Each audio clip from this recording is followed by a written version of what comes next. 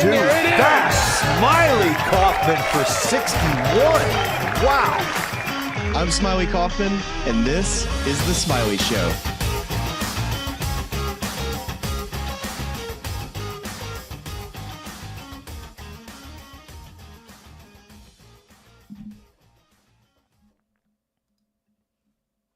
Hello, Smylie. Hola, senor. How we doing? What's good? What is good? Well, I now have a chipping and putting green in my backyard. Okay. That's very good.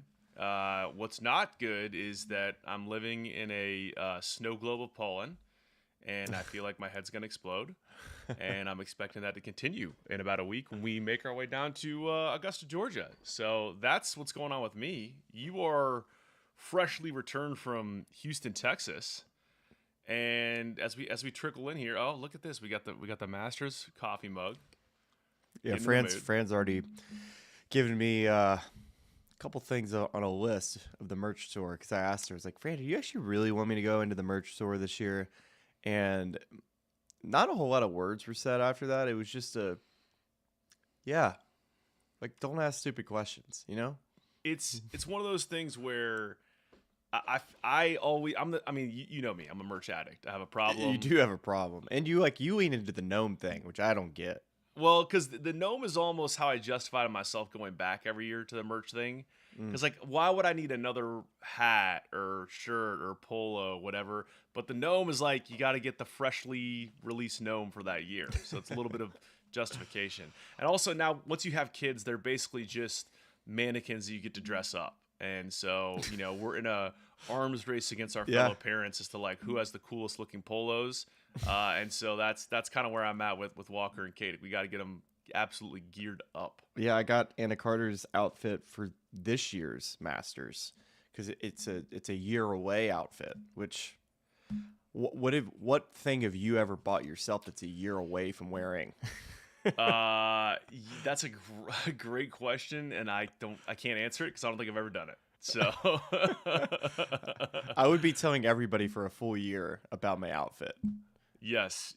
That is it's unique to children, I think, at this point, especially because you can go in that merch stand at Augusta National sometimes, and a lot of stuff's picked over, and then you start doing the mental math of like, what can I just get so I can bring home anything for the kids, and maybe Walker will fit in this when he's 7. I know he's 1 right now, but it can hang in that closet for a good 6 years, and then it's going to be time to launch that thing. So, and also as we let some people trickle in, tell us a little bit about. I mean, obviously we're going to talk golf. We're going to talk the chef. We have our first one and done win of the season. Thank you, Smylie, for rescuing us from the bowels of obscurity or mediocrity. But Astros game. So caught a little ball game. Yeah, caught a little ball game. Thanks to my man Yanni, got me an amazing seat. I feel like I was in on home plate. It was incredible watching and thinking about the question of if I played 162 games, could I get a hit? What do you think? Could you? My thought was. Wait, actually, I'm sorry. Can I stop you right there because I want to reframe this question, Mm-hmm. okay? Because I don't know if you've been following this big controversy. I want you to give me 2 answers here. Could you get a hit with a regular bat? Could you get a hit with a torpedo bat? Is that the Yankees bat? That's the Yankees bat. A lot of people talk about these torpedo bats, Smylie. It's a topic du jour these days. I think I can get a hit, but this is 162 games. We're talking a lot of games. That's 4 at-bats a game. That is, I mean, the coach has got to really lean into this for me, But the hypothetical is, on the PGA Tour, how often do guys play terrible and just don't have their stuff? It happens. It happens. I need to see that player on the mound on just that day and that pitch where they just don't have it. Yeah, I guess the equivalent, if you were, I mean, it's mathematically, I don't know if this connects, but it's less of like, could I shoot a better score than a PGA Tour pro over the course of one round, and more of, could I make a better score than a PGA Tour pro on one hole? Like, if you let me play every tournament, could I beat one of the pros on one hole? I think the answer to that is yes, because, you bring penalty strokes into play. Like, you could just kind of bunt it down the fairway. Getting a hit over the course of a MLB, like if you're getting like 500 at bats, I don't know, man. I don't know. We have our boy Jackson in the comments. 500 at bats, close your eyes and swing. You're bound to get a dribbler. I would say, I would have said no. I don't think I'm outrunning anything. I don't think you are. That's the thing. I'm not outrunning anything in the infield. So that's the big issue. Is can you somehow? I mean, there's not going to be any shift on, right? So there's no open side of the field where you just happen to get one off the end of the bat. It's definitely a conversation that I think everybody's had. I mean, we also talked about is how many yards could you get as a running back just starting, like you get the same amount of carries as Derrick Henry. And not that I want this. I don't want. This is a really good one. So you're saying you get 20 carries a game for 17 games now. How many yards? How many yards do you think you get for the season? I'm bouncing everything outside. Big hole open in the middle. I'm bouncing outside. And then getting absolutely lit up by a strong safety. No. Lying down at 4-3 from the box. And that's when I bounce it back inside. And that's when the D-tackle, that's when the old sandwich happens where it's just boosh. People talk a lot about bouncing it outside. They don't talk about bouncing it outside, then bouncing it back inside. I think that's a little strategy piece we should be passing on to NFL teams, running backs at large. Yeah, you know what? I think that I would have said no to just a hit. Doing zigzags. I would have said no to a base hit prior to the advent of torpedo bats, but I'm watching these guys just rake with these torpedo bats on highlights on social media, and I'm reliving my high school glory days, which they weren't very. There wasn't a lot of glory there. And I'm saying, you know what? If I'd played in the torpedo bat era, I might have had a shot. I could have been somebody. Yeah. Well, I tell you what's not fun is catching baseballs from Roger Clemens. Yes. Do you want to get to the happy hour now, or do you want to do that at the conclusion of the episode? I mean, we just kick it off. Right? We'll wait till later. I think we got enough people trickling in. There's people that are ready to talk off, and as we're just zigging and zagging here from inside the box, outside the box. we got a lot of. That was a good warm up. It was one of our better warm ups. We're talking baseball, torpedo bats, and whether or not we could get a single yard over the course of a season if we were NFL running back. Now let's talk Min-Woo Lee, the chef. First PGA Tour win of his career, and you called it. You were on Min-Woo Lee to start the week. Would you care to take a nice, lengthy victory lap now for the one and dones? You've gotten the ship right back on track. And also, would you like to give me credit for, because many people are talking about you getting the pick right, but what happened this week that was different from every other week? I gave out some recipes. You gave recipes, and I almost left the chat. So that might have had something to do with it. Yeah. Well, I mean, I might retire from one and done if we have to hear another recipe. I might do that on purpose so I don't have to give any more one and done picks. Well, I think you just need to lean in and I think you just need to get back to work, knowing that it can be done. It's like the lid is off the hole now. We need to really lean in, put the work in.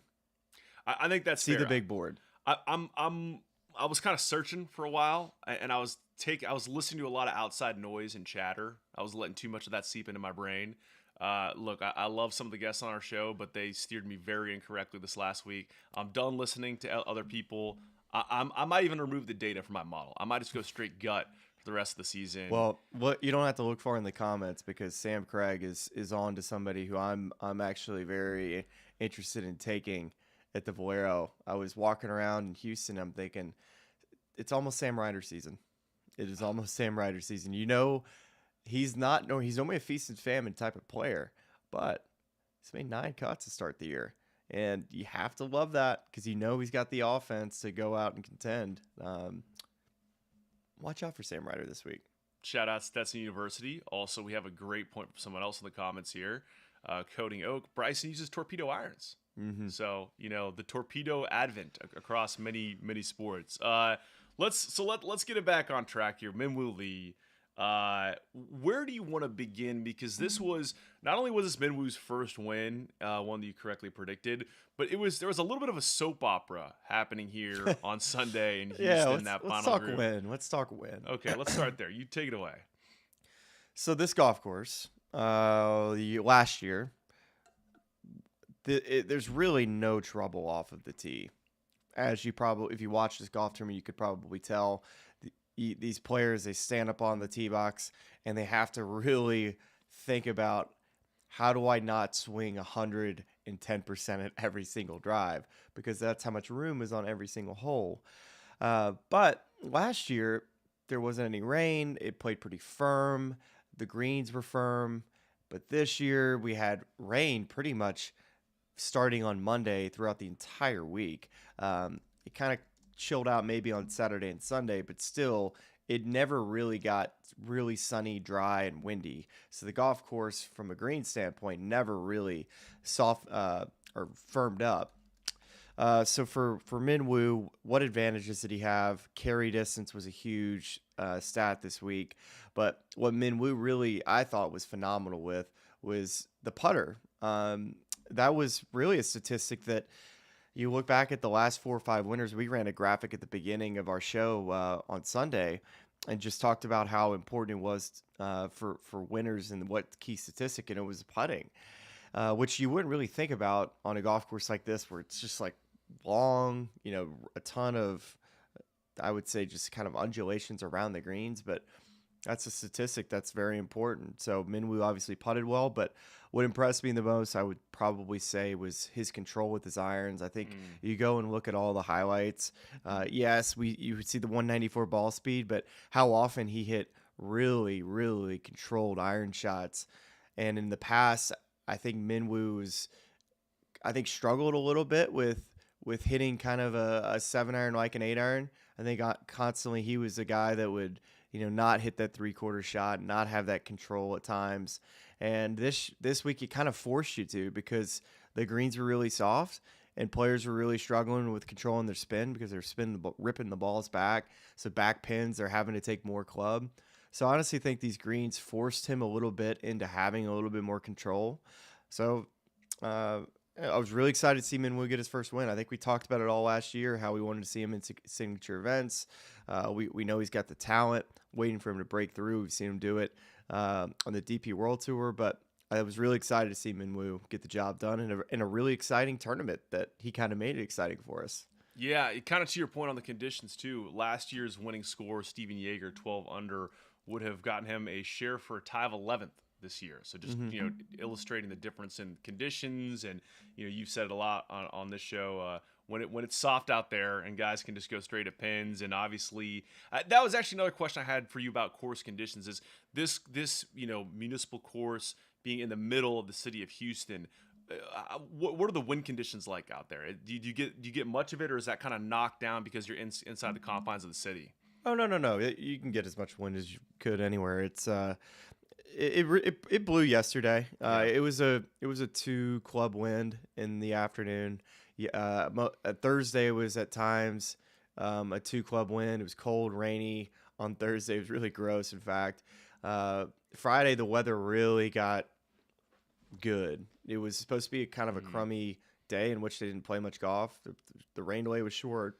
When the players came back out, guys were ripping the golf course up.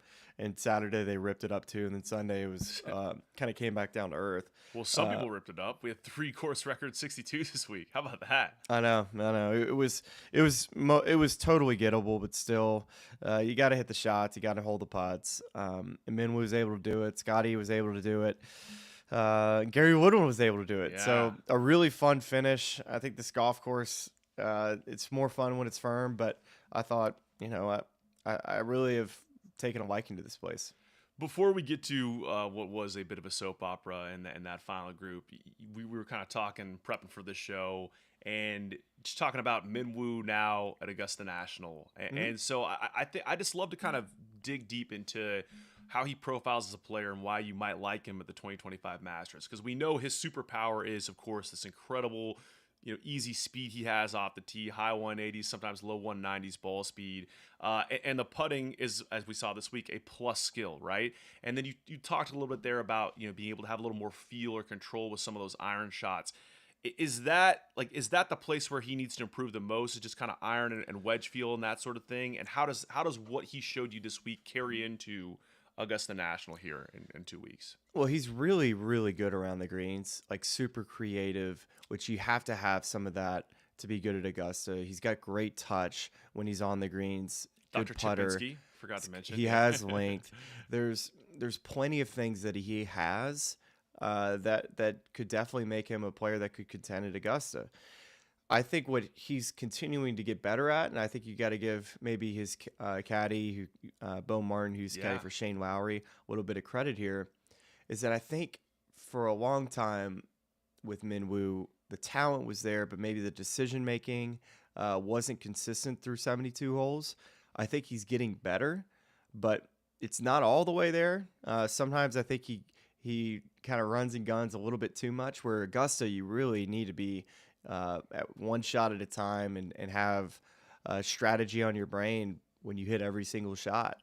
So for Min, I think it's just showing up with a good, solid game plan of knowing where to miss it, because Augusta National, that's really what it's all about, of where to avoid to not make double bogeys. And I think he could be a player that could contend. I probably didn't feel that way quite as much heading into the week. Does a win change that? I think what I saw was a little bit more of control in his game throughout the week. I know the golf course was easy, and it's probably perfect golf course for Min, but he's got a lot of tools in the chest, and Augusta requires you to have a lot.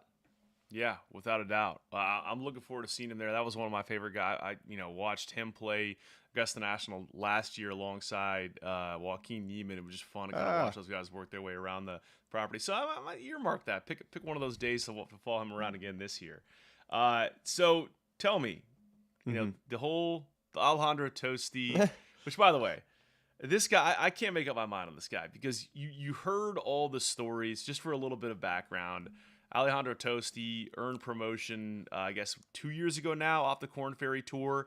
He was one of the best players on the tour that year, but also got suspended near the end of the year. There were all sorts of reports about conflict with volunteers and other players, and this guy runs hot.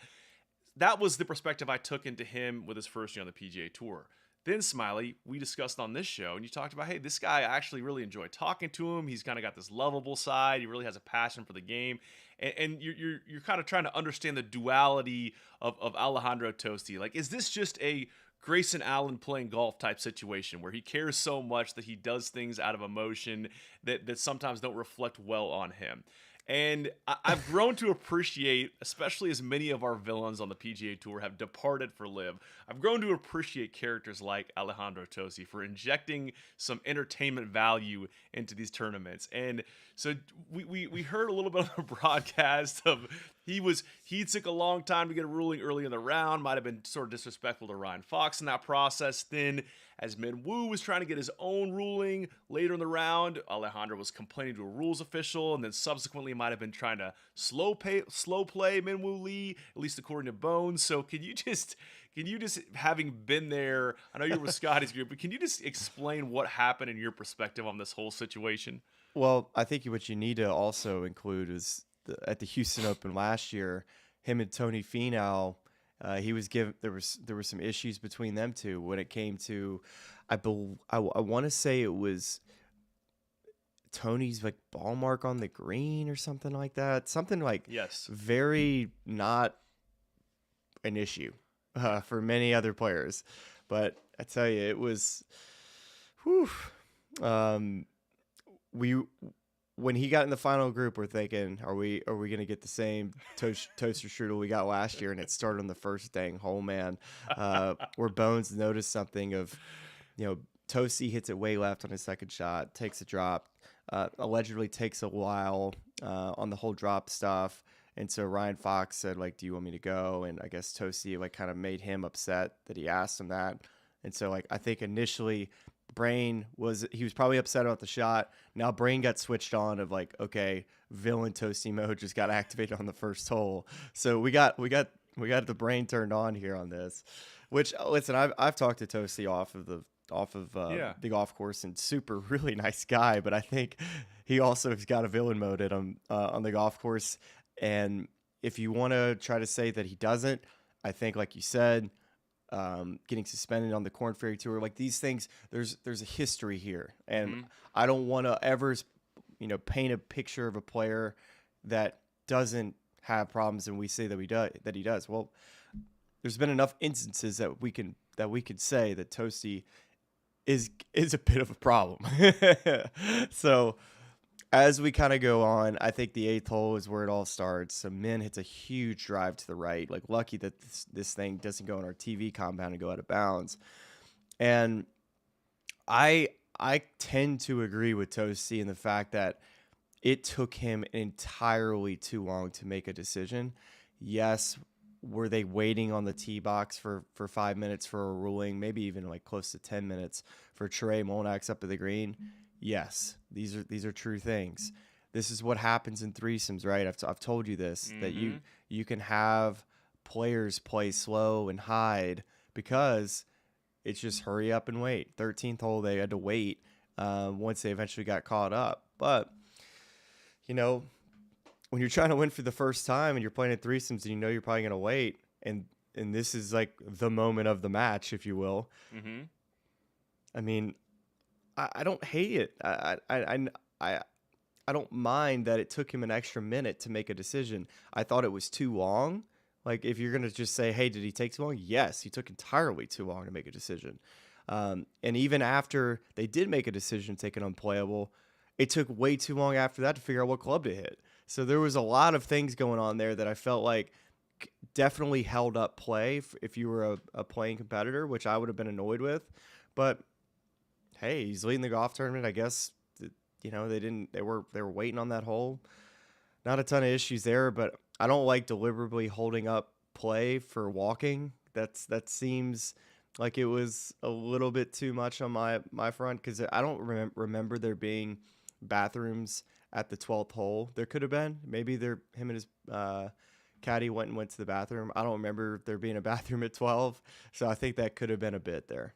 Yeah, this feels like it was a perfect storm in many ways, right? Where, to your point, I think the threesomes thing, you can both say Minwoo took far too long to make a decision, both on the initial unplayable and the subsequently club decision. But to your point on the threesomes, like, this is just, I think this is more of a system problem, a sort of structure problem, than it is a Minwoo Lee being a slow player problem, because he hasn't had that problem, on tour and really any other event that we've seen. He's 7 shots off the lead too when he's doing this. Yes. And that's where it gets really annoying for me, because now you're really impeding somebody's rhythm and a chance to win. And that's the annoying part. If it's match play, Charlie, I get it. Whatever. Like, be an idiot and do whatever you want. I don't like that whole idea. If that was intentional, I don't know. I think that's if it's match play, or even if he's right there alongside Minwoo Lee in a stroke play, like if he was a shot off the lead or 2 shots off the lead, and he's saying, okay, you're going to slow me down. I still don't like it, but I'd understand it more there than a guy who is playing bad golf and seemingly sort of, pouting, and also is susceptible to emotions and anger, as we've seen in numerous, junctures throughout his career, and sort of takes it out in an unproductive way. But hey, nothing if not entertaining. This guy is don't make the strudel angry. He will not like the strudel when he's angry.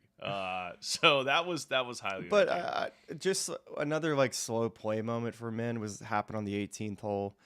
And that decision on 18 on what club to hit took entirely too long. I mean, that had to be from when because they were the last guy to hit, right? Yeah. And they were still just walking off the yardage. Now, there could have been other things going on as far as clearing out the crowd that I was trying to kind of figure out what was happening. Mm-hmm. But even then, it just seemed like, all right, we walk off the yardage after the 2 guys hit, and then we go walk out of the tunnel of all the people to then now go check the wind. It just seemed like the process took a very, very long time. Yes, he had to make a par to win the golf tournament. Yes, it was so important that he got his first win. But at the same time, if I might just go armchair psychologist here for a second, where I could be entirely off, but this is my just assessment of who Minwoo Lee seems to be as a human being, is that we know that there are categories of types of competitors, right? Like, there's the guy who is borderline sociopath, Kobe Bryant, I'll do anything to win. Minwoo Lee seems more like a relatable human being than on the sociopath end of the spectrum, right? We see this in the way he interacts with fans on social media. It's why we love him so much, all the way down to the bit on the last hole where he's aim pointing from a few inches out. Like, he's there about to win his first golf tournament. That was great. I say all that to say, I think that we've seen him in some high-pressure, high-leverage situations where the moment kind of gets to him. We saw it a couple years ago in that final group with Scottie Scheffler, where he falls off the pace early and loses the golf tournament. We even saw it on Saturday at the Players this year, where he has a chance and then, tough conditions, and he kind of falls away from the golf tournament because he's trying to do something he's never done before, win an event on the PGA Tour. A lot of pressure comes with that, and depending on your wiring, he is immensely physically gifted and has all these tools, but there's that last step of, do I have the mental resolve to play through all, the number 1 player in the world chasing me down, Alejandro Tosti playing mind games with me, and win this golf tournament? So was he too slow? Totally agreed, but I also get that until you get over that hump for the first time, if you're taking a little extra time to make sure you just make a par on the 18th hole to win by a shot, I kind of get that. Yes and no.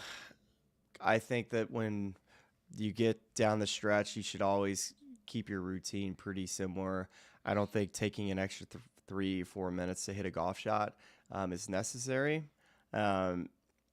especially for maybe the players that he's playing with. Remember, you got to respect the guys you're playing with who also have jobs on the line they're playing for. Just kind of turned into the men's show there at 18, especially you had Fox and Tosti hitting really good shots there, and they just sat there in the fairway for 4 minutes waiting for Min to hit a shot. And Min's not a slow player. And let's go back to the Players' Championship was when he was in the final group with Akshay Bhatia. And our group, Rory's group, the second to last group, was on the 6th hole. And after Min and Akshay finally got their ruling figured out at the 5th hole when they both hit it left off the tee, where they end up driving it or having to go walk around and go hit their their third shots after dropping on the range. They had gotten 2 holes behind, and then by 9th fairway, they were caught up. So just the fact that they were able to get caught up clearly shows that men can play really fast. Mm-hmm. But I think it also, you throw in this, it's like, okay, Min's been in a lot of final pairings. He's been in the moment and in the situation of have a chance to win big golf tournaments on the weekend. So if his whole takeaways from these times that he's been in contention has been the game has moved by too quickly, and I want to make sure in the moments where I feel like I'm spinning that it's talked through to where I know exactly what I want to do. And that's a really good mental tactic too. A lot of sports psychologists recommend that when things get going quick, talk it out, be able to verbalize what you're thinking, because your mind wants you to go quicker. So I get it from a mental standpoint if that maybe was the strategy, but still there's been some instances where men's group has gotten 2 holes behind a couple times this year, and that's just on the front 9. Yeah, here's a comment here from David. I wonder if you have any thoughts on this of Bo Martin, the way he was trying to kind of manage him. I think you're kind of speaking to that in that last thought, but do you agree in general with just the way that maybe some of the pacing was coming from Bo Martin to make sure that Min got it done? I think instinctively, Min is a guy who likes to go and play fast. And I think that's gotten him into trouble over the years because he doesn't make a decision. Yeah, it's interesting stuff. And I think Bo Martin's a great, calming presence for him in that sort of context. Let's move now to Scottie Scheffler, who has now lost back-to-back Houston Opens by a whopping total of 2 shots combined over the 2 years. Came up short last year against Steven Yeager, and then this year Minwoo Lee. But before we get to the golf, Smylie, very, very important update. I'm told, I have reports that you notified Scottie Scheffler of some big Southwest bag changes that I think we're all quite upset about. I personally, this is heartbreaking. Would you care to fill us in on the situation here? Well, if you've kept up with Southwest Airlines, you would know that the bags don't fly free anymore. What are we doing? Yeah. So I'm walking with Scottie down the fairway at 14 yesterday, and we're just chit-chatting. And I was asking Teddy if he was driving home. He was like, yep, 3.5 hours. I was like, Scottie, you driving home? And he was like, it's 3.5 hours for me. I am not driving. And I was like, that's a good call. I mean, especially with all the nonstop flights from Houston to Dallas, Southwest, that's a bang for your buck type of thing. And he obviously laughed, knowing I was being sarcastic. And I was like, Scottie, you got to be careful, man. Those bags don't fly free anymore. All of Bennett's stuff that he's got, all the stuff that Mayor packs, buddy, that's hitting your credit card. He's like, good to know. Thank you. That's a true shame for the Scheffler family. I'm sure they were frequented Southwest, quite often. So dude, his humor is so sarcasm, yes, bit type of humor, like office humor. That is his, like, he thinks that stuff is hysterical. But yeah. It's I mean, we don't need to delve too far into it, but I will say just that we just keep scratching airlines off the list. I flatly refuse to fly American Airlines anymore. My 2 go-tos had become Delta and Southwest, and now Southwest, they removed the one thing that made them Southwest. What are we doing here? Anyway. Yeah. Scottie Scheffler. So you want to kind of just take us through we are now? I never really felt like he was in the golf tournament yesterday until all of a sudden he was on 16 when he kind of let everybody back into the tournament after he hit the water ball at 16 off the tee. But, he played good. No doubt about it. He played really well, but Min was just so far up. It just didn't ever feel like it was going to be that close. And so Teddy, I asked him, I was like, hey, do you want to know what's going on? He was like, yes. It's like Min hitting the water on 16. This is walking to 17. And so like he knew what the situation was. And Scottie is not a person that wants to know the situation. I guess Teddy would tell him if he needed to know. But, I thought 17, leaving that putt short after watching Svensson right before him, leave it short. He knew it was a slow putt. It wasn't an easy putt to make, but I was hoping to give it a better chance there. And then 18, that was an interesting one. He had 190 yards, and the wind was definitely tough to kind of figure out if it was helping or hurting off the right.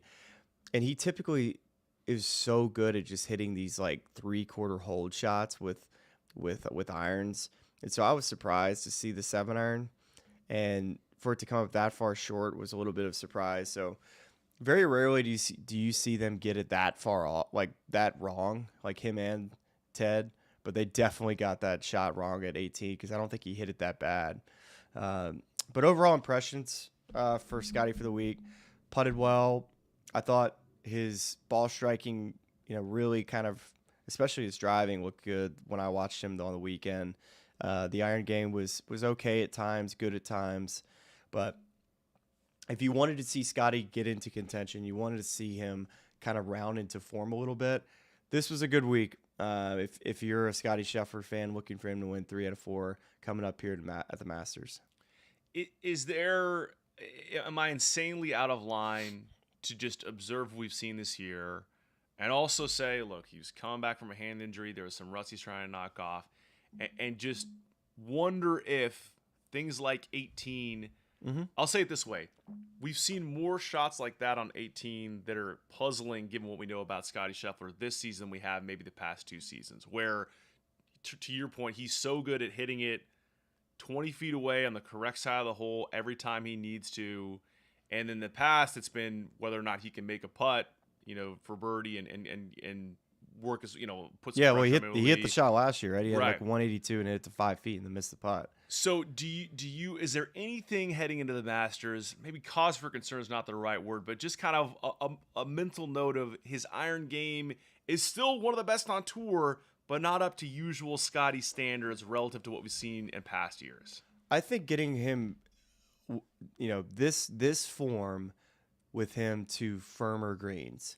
I think this week, a lot of the shots that didn't end up close, I think he was struggling with the softness of the greens at times this week, especially with wedges. I think not knowing exactly what that first bounce was going to be like really kind of was messing with him at times. And then you throw in the Tom Doak greens that have a lot of humps and bumps around them, and it can really play tricks on your mind as far as some wedge shots on exactly where to land it to get it close.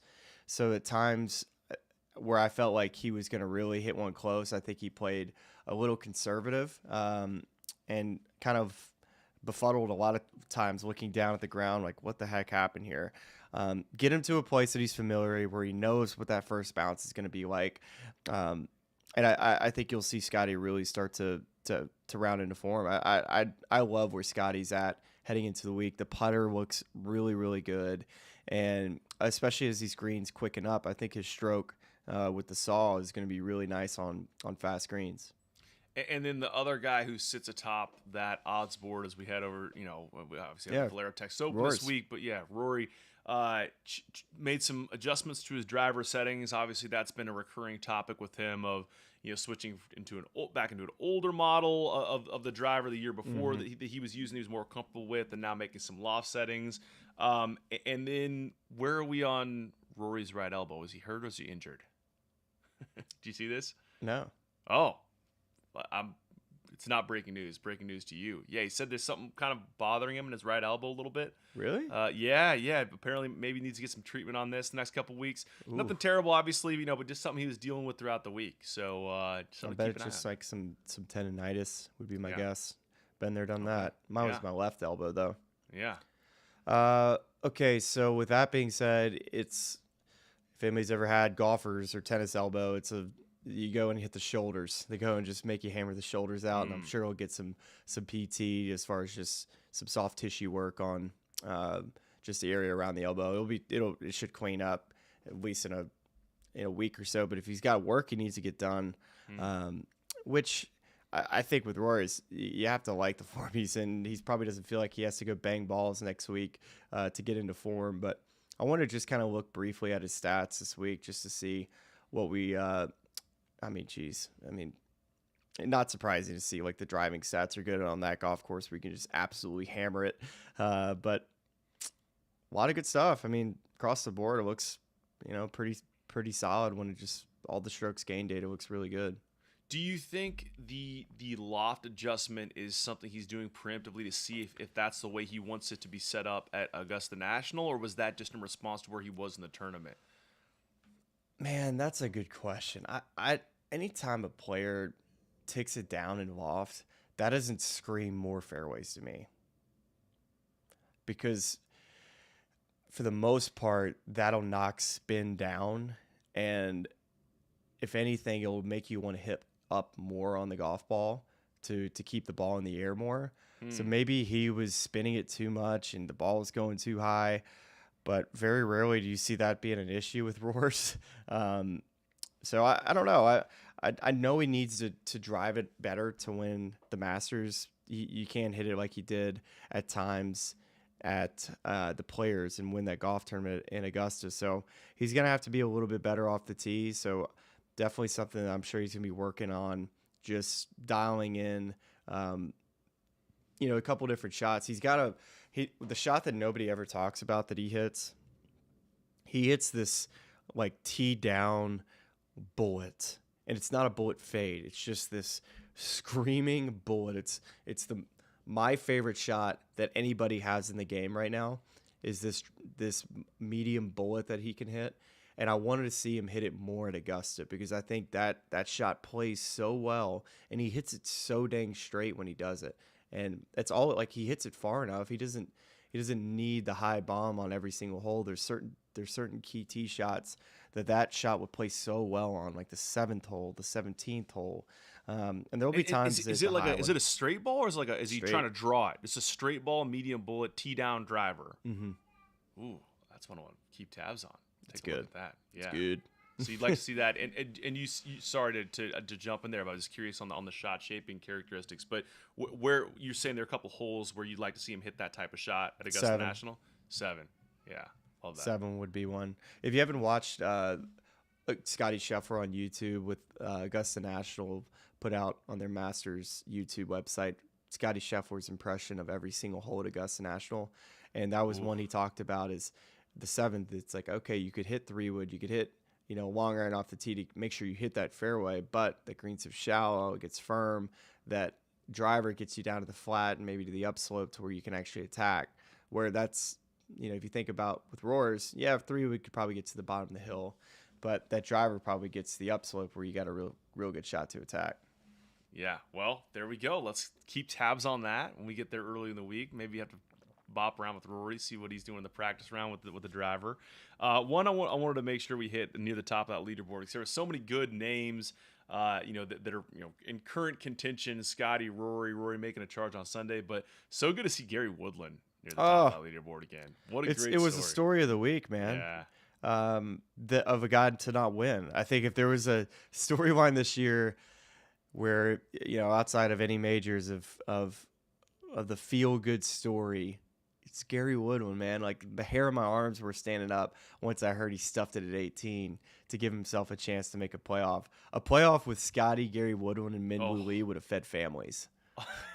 There would have been a lot of interest in that playoff, without a doubt. Right? Yeah. 100%. I mean, not that I was rooting against Min-Woo Lee, but when I saw those two guys posted 19, I was like, oh, wouldn't hate a bogey here. Well, let's see. What did that move Gary up to in the FedEx Cup? I'm interested to hear. I saw this. I think it was mid 40s or maybe even lower than that. Oh gosh, how good is that? Yeah, because that's huge with 100 cards next year. Well, I think that he's on his last year of exempt status. 46. I think he might be using a category Correct. this year. So His 2019 U.S. Open win, it has him exempt through the end of this season, through 25. gotcha. So that's what he's running off That's what I read. Yeah, so he's running off of that, and because he finished 140 last year, and his first, post Medical. the medical. Yeah. I mean, I'm sure most people know the story, but the whole brain lesion, the surgery he had to subsequently do, and so last year, obviously dealing with a lot of that, trying to come back to play golf, finishes 140, but now 46th on the FedEx Cup. And what are you seeing from him? He's obviously playing good golf, but is there been a sort of a market improvement in any part of his game this year, other than just, hey, you're thinking less about the fact that you had this life-altering surgery and more about just trying to play good golf, and it looks like he's freed up a little bit more this year? Well, he's worked really hard on his putter, and that came out this week. He was top 5 in putting, which is a statistic that we talked about a little earlier with Min Woo of what makes guys play well at this golf course. You gotta putt well, and then you got to be able to drive it far. Gary's in I think second this year in driving distance, so I think a lot of people think that maybe Gary had lost the fastball. He hasn't. The speed's actually up. So the fact that his body physically is still where it's at his age, the fact that he can keep up with all these young guns, man, it's unbelievable. As Kyle just kind of freaked me out a little bit. He said we had a tornado going through our area. Hopefully everything is okay in your area. So coverage switched to the weather during the end of the golf. Good thing it didn't go to the playoff. Yeah, that's well, almost as we speak right now. I saw tornado. We're currently in like a tornado watch right now. As I hear just lightning popping all around us right now. So if I just go black here, just know. Okay. All right, please listen out for sirens. Yeah, I mean, listen, not to make light of anything, but I think the only thing worse than having a tornado go through your place of residence would be having a tornado go through your place of residence, and then you're also missing a Min Woo Lee, Scottie Scheffler, or Gary Woodland playoff. That would have been incredible. Yeah, but you'd hate to miss it. So, Kyle, hope you're safe and okay. Sounds like it if you're commenting on the YouTube. The other hold on, real quick on Gary. Sure. Does anybody have more swag than that guy? He's got this. The way I profile him in my brain is, and it's the truth. It's like athlete that plays golf. Like, he obviously was immensely talented, a basketball player. I want to say he played a little baseball, and he just looks like this dude who is this big, strong freak athlete with like just the Puma fits are dialed in, like his whole image. It looks like, I'm like, man, that guy he's good at a lot of things, and he just so happens to be swinging golf clubs. That's my take on Gary. Dude, I just think the way he approaches the game, and especially you saw it wake up on Sunday, just this swag, the way he, just believes in himself in moments, big moments. Is the reason why he won a U.S. Open. It's because he's got that dog, man. Like, he has that dog in him, and it's so cool to see that kind of wake up too with Gary, because how often have you seen him down the stretch of it reminds me a lot of Brooks Koepka. It's not a surprise to see that Gary and Brooks are friends, because they handle themselves in a similar way on the golf course, which is take care of business. I'm here to do a job, and anybody that gets in my way, you're going to get the run the F over. I answered your prompt entirely incorrectly. I thought we were just talking about literal swag, like literal. Oh, you're. Okay. But hey, good news. He's got both. He's got intangible swag, and he's got clothing swag, material swag.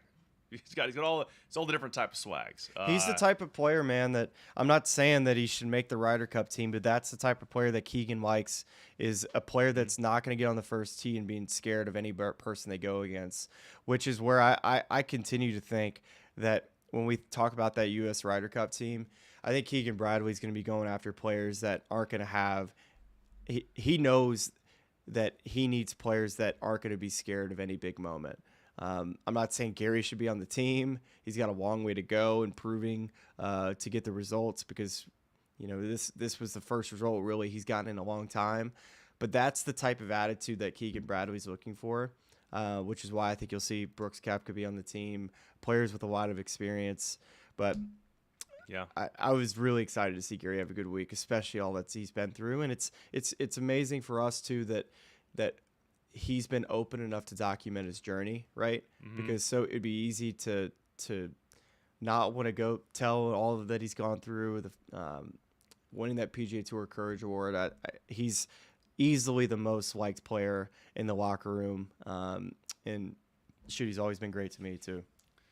He jumped 26 places in those Ryder Cup standings this week. He's now up to 36th on that list, and obviously, as you've noted a number of times, we have 4 majors this year, and those are going to largely dictate what the shape of that team is. But that's a good little jump for him to kind of get himself in better position as we head into the Masters. So, speaking of the Masters, we had 5 new invitations go out this week based on the current top 50 OWGR standings.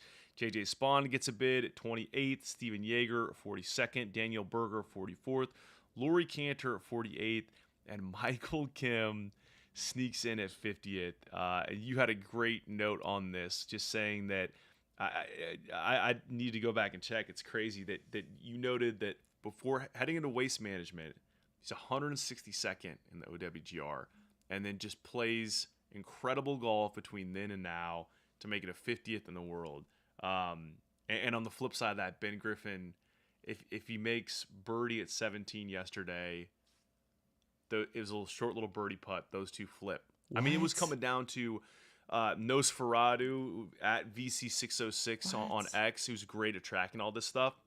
At one point, it was down to 1,000th of a point. Like, Michael Kim and Ben Griffin were so close. What was Ben coming into the week? Ben was. I've got like a million different. Oh, my bad. I didn't mean no.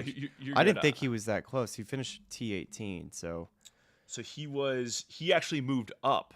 He was 53 heading into the week, and he jumped to 51. Oh, they were both. Matthew Pavone and Tom Hoagie slid down to 52nd and 53rd, but they were going back and forth and came down to the slimmest of margins. Yeah. Oh, Ben birdied the last hole though. Man. He did, but he missed a short putt on 17 for birdie that would have. His 8th hole. Or like the 8th hole, because it looks like he finished on the back. Yes. Sorry. Yes. Sorry. I had. Or he started on the back. Excuse me. Correct. But anyways, give Michael Kim his flowers. Also credit to Ben Griffin for how. I mean, these two had played every single week since the beginning of the year. So the chase to get to Augusta for both of these guys. And both have not been in the winner's circle. I know Michael was in the winner's circle, but it feels like decades ago, right? So for these two to get to 50th, 51st in the official world golf ranking without winning just shows you how well they've played. And Michael being a 162, shoot, man, that's it's been really impressive to watch him play. Just his control that he has off of the tee now. Finally, just feels like a off the tee player. And dude, he hits high bomb draws, and if people say that's a pretty good formula at Augusta. So hey, Mike Kim, I know he's played there before, and he's in good form. We'll see. I'd love to see Michael have a good week. I was just gonna ask on that, because that is the shot shape. That's preferred right-hander shot. He's gonna love it. He's gonna love it. We're gonna right to left. Yeah, so tough for Ben Griffin, but Michael Kim obviously really commendable to get it done. And I also love that he was tweeting at Nosferatu, the Sky on X, all day yesterday after finishing. What's the update? What's the update? And finally gets in and gets celebrated a little bit. So happy for him.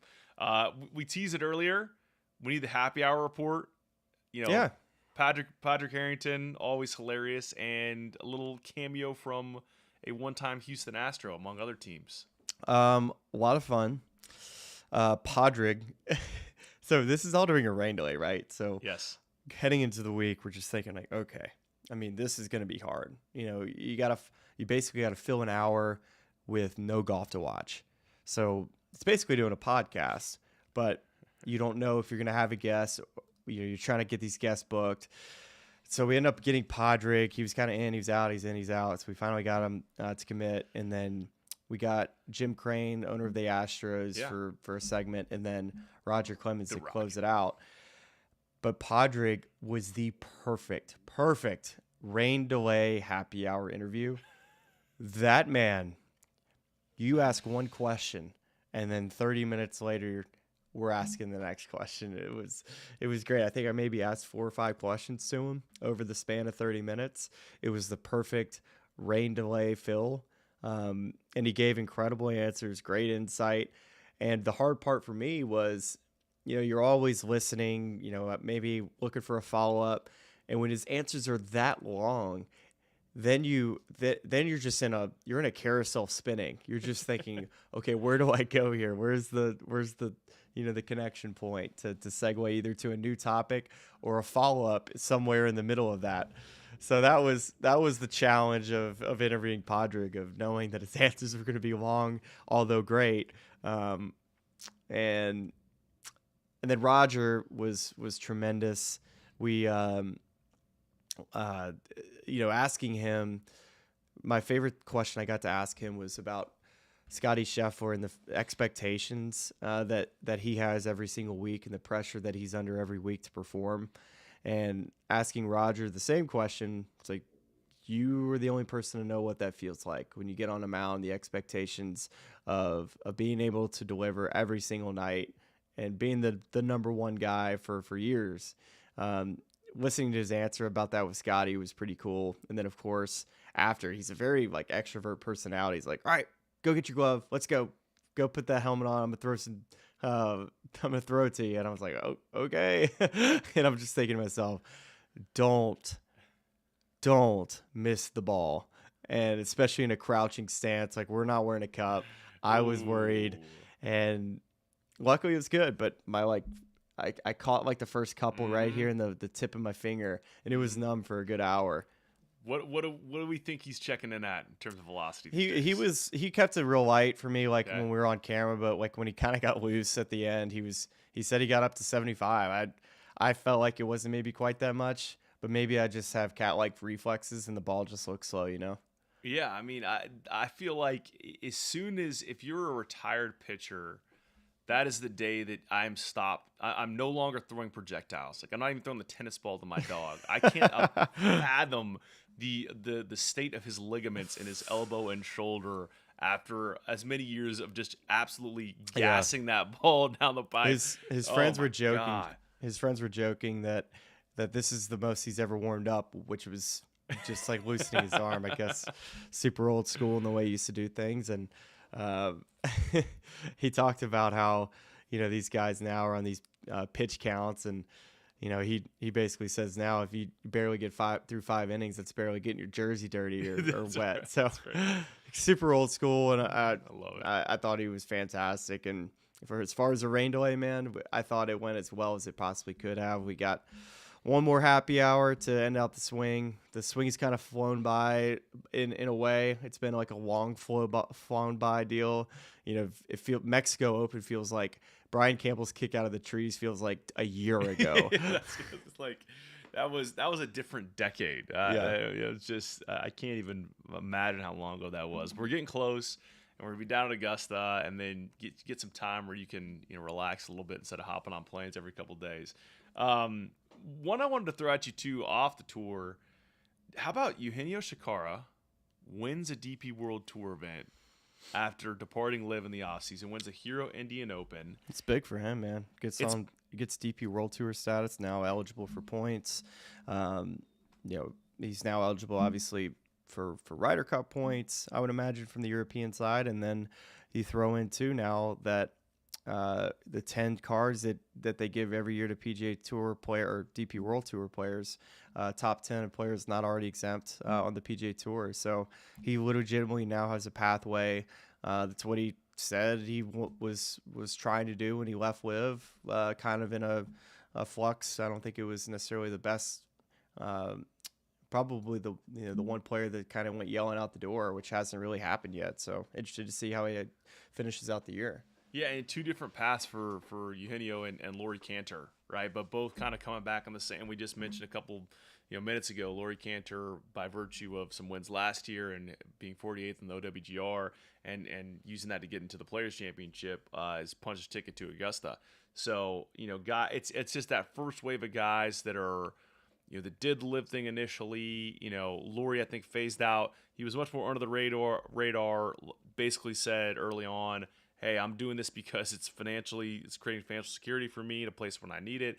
And also, like, the first event's right down the road from where I live, and kind of the wild card thing for a little bit, but then it works its way back after, dealing with all the suspensions and sanctions, and now, and the players and the Masters, and Eugenio, going about a different way. But it real dice roll, right? Because I think he was playing Asian Tour events, these first couple events, and using some sponsor exemptions on the DP World Tour, makes a bet on himself, wins an event, and to your point, full membership through 2027, a chance to lock up a PGA Tour card this very year if he plays well the rest of the way. How about him still having like a golf Saudi hat? I was a little surprised by that. Yes.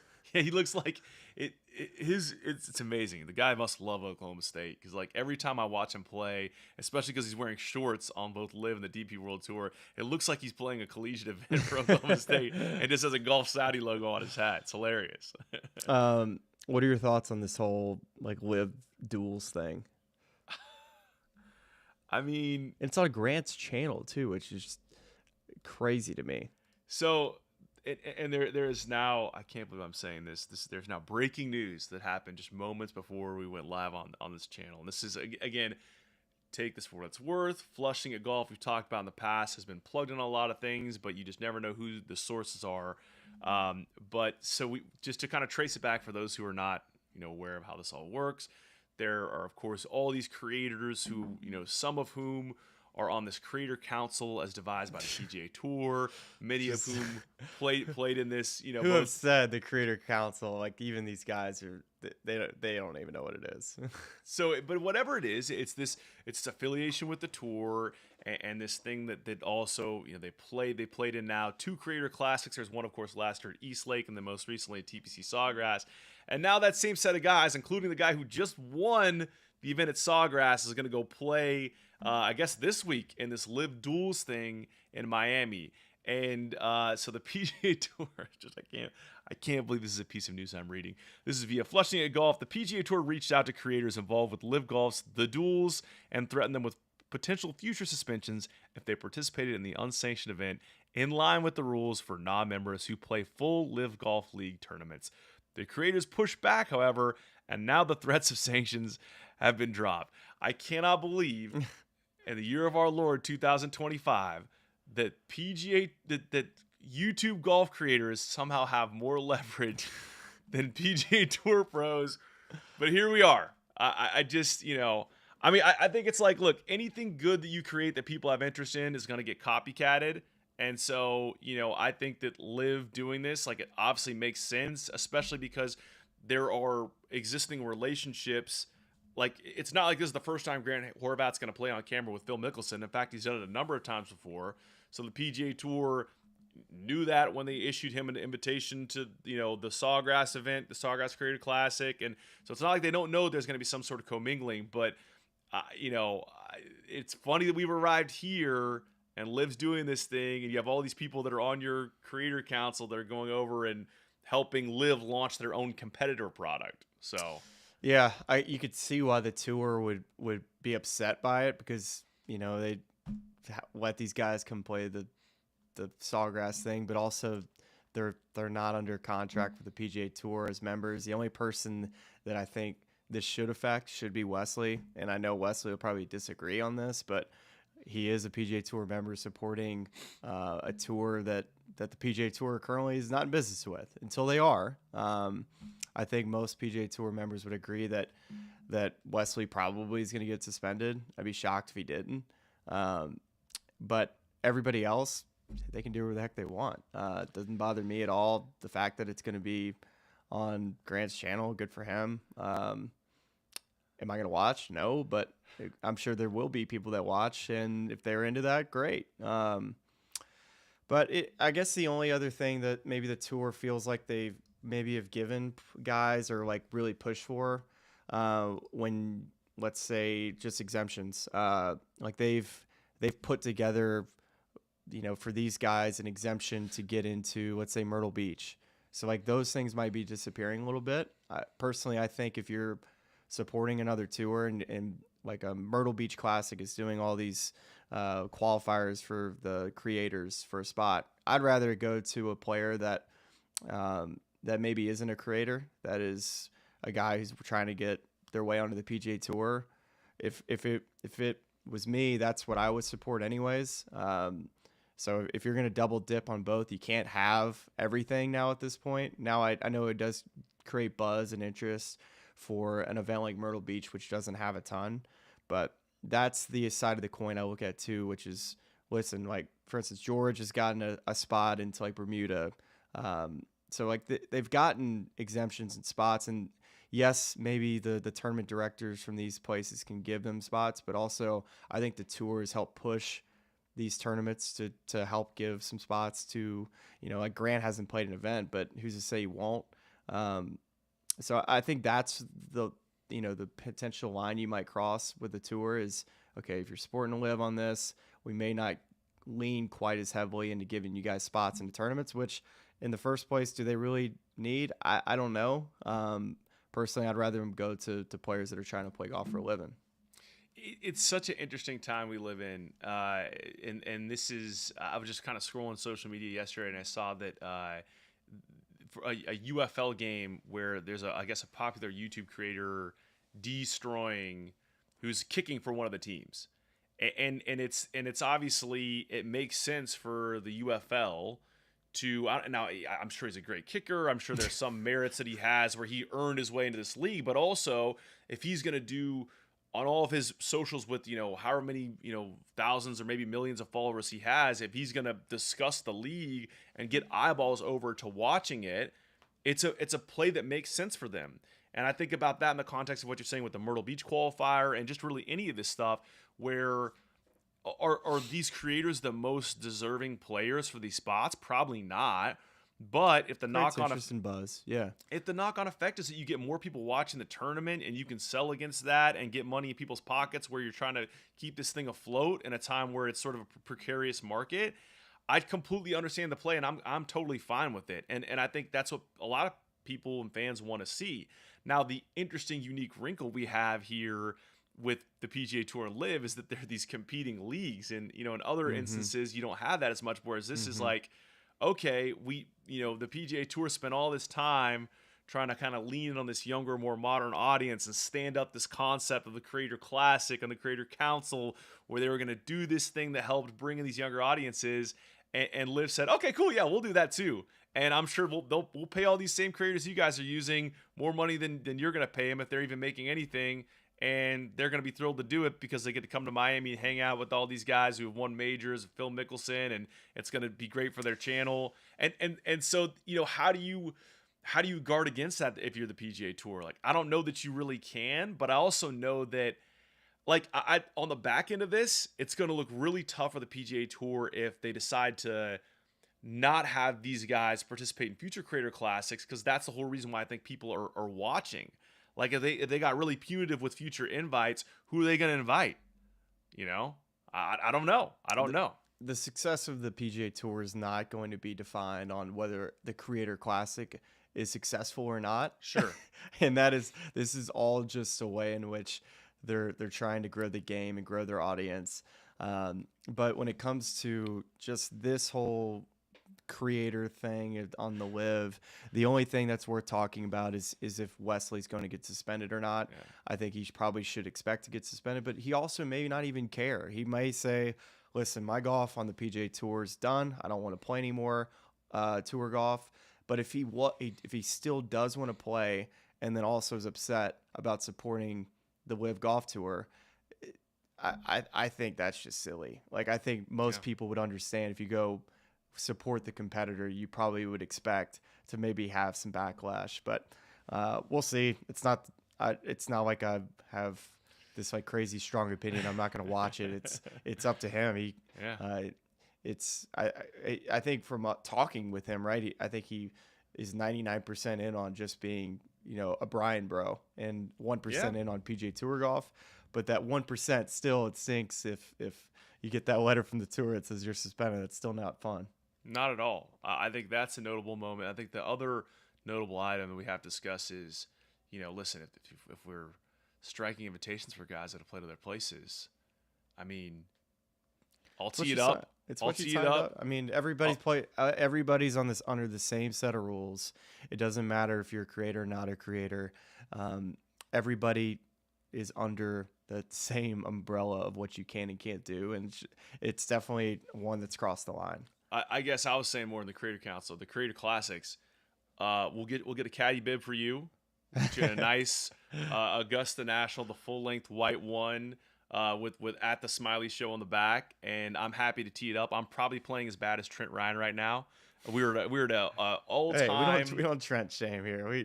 No, we don't. We're not Trent shaming. We love Trent Ryan. I'm just saying we can talk crap about Riggs' game though. That's probably the product I'll be giving you right now. I got to figure it out. I'm hoping this additional short game practice is gonna make it improve, but we got to figure out. Got to figure it out at the tee. But hey, listen, if you want to watch someone shoot $1 million in a Creator Classic event and we can just banter, we're here at PGA Tour, and we're not going to go play in duels. That's for dang sure. You know what's funny is that like Good is, I think they were the first major golf group in all of this, and it's interesting to see that they haven't been really included in these, like the last Creator Classic. And I think it's honestly that they kind of started their own Creator Classic. They were the first people to do it. I don't know where that first event was. Was it in Phoenix that they had where all the creators came together? Yeah. So I think there's a little bit of, hey, this is our thing. And the tour kind of sold the idea of getting all the creators in one place.